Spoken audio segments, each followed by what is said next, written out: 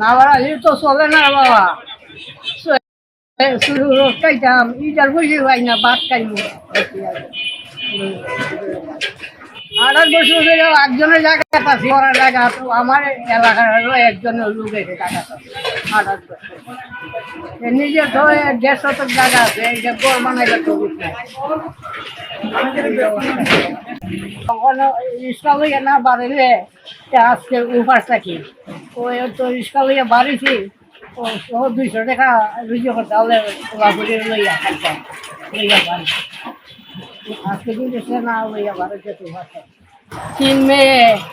1 ছেলে ছেলেটা অকলতা থেকে শুধু তখন আমি যদি দোকান লইয়া বাড়ই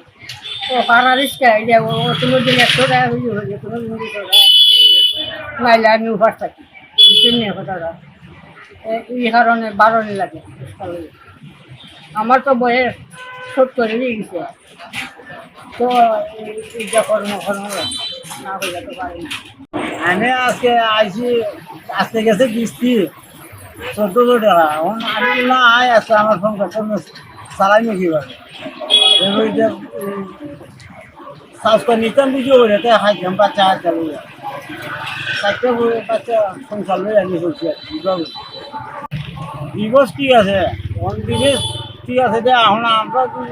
আমরা গরিবের লাগে দিবস